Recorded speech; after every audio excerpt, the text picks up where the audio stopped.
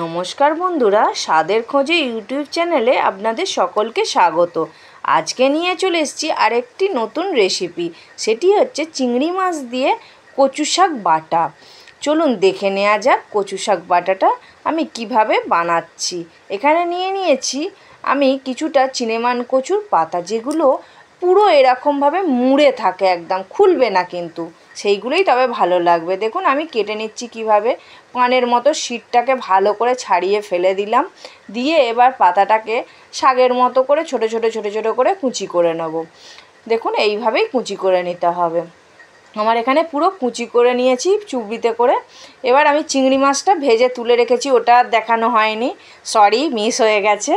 ওই কড়াতে আমি কিছুটা সর্ষের তেল একটু দিয়ে কয়েক কোয়া রসুন ভেজে নিলাম। রসুনটাকে এবার তুলে রেখে দিলাম। এবার এখানে একটা বড় সাইজের পেঁয়াজকে একটু মোটা মোটা করে কেটে নিয়েছি। কেটে নিয়ে এটাকে ভালো করে লাল করে সুন্দর করে ভেজে নিতে হবে। এইভাবে করবেন, খুব ভালো লাগবে খেতে, কিন্তু খুব টেস্টি লাগবে। দেখুন আমার ভাজাটা মোটামুটি হয়ে গেছে, তুলেও নিয়েছি। এখানে কড়াইতে আর একটু সর্ষের তেল দিয়ে দিলাম। দিয়ে আমি শাকগুলো যেগুলো কেটে রেখেছিলাম সেগুলো দিয়ে দিলাম, আর পরিমাণ মতো নুন দিয়ে দিলাম। দিয়ে এবার এটাকে উল্টে পাল্টে দেবো খুন্তির সাহায্যে। নুন দেওয়া মাত্রই এটা সুন্দরভাবে একটু রস মতো বেরিয়ে যাবে। আমি এখানে জল কিন্তু একটু ইউজ করব না। আর এই ডাঁটিগুলোও নিয়েছি, ওগুলো কচি ছিল তো, যার জন্য আমি নিয়েছি। দেখুন আমার ভাজাটা কিন্তু অনেকটা হয়ে গেছে। এখানে কিন্তু আমি কোনো জল ইউজ করিনি। এখানে আমি চিংড়ি মাছ, পেঁয়াজ, শাক আর রসুন ভেজে রেখে দিয়েছিলাম। এবার একটা মিক্সি জার নিয়েছি। নিয়ে একে একে আমি শাকটা দিয়ে দিলাম, তারপর পেঁয়াজটা দিয়ে দিলাম, দেখুন এক এক করে, আর চিংড়ি মাছটা দিয়ে দিলাম, আর যে রসুনটাও ভেজে রেখেছিলাম সেই রসুনটাও দিয়ে দিলাম। দিয়ে আমি পেস্ট করে নিয়ে চলে এলাম।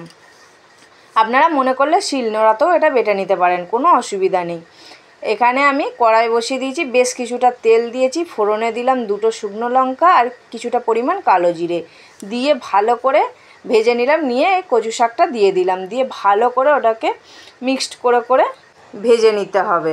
এরপর পরিমাণ মতো অল্প নুন দিতে হবে, কেন শাকে তখন আমি নুন দিয়েছিলাম, এটা মাথায় রাখতে হবে।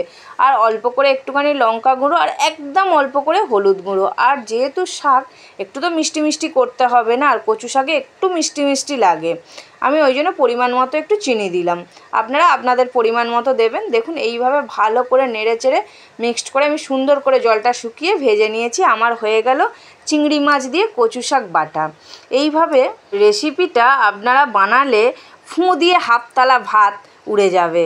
ভিডিওটা ভালো লাগলে অবশ্যই একটা লাইক করে চ্যানেলটাকে সাবস্ক্রাইব করে দেবেন। আর হ্যাঁ, কমেন্ট করতে ভুলবেন না কিন্তু।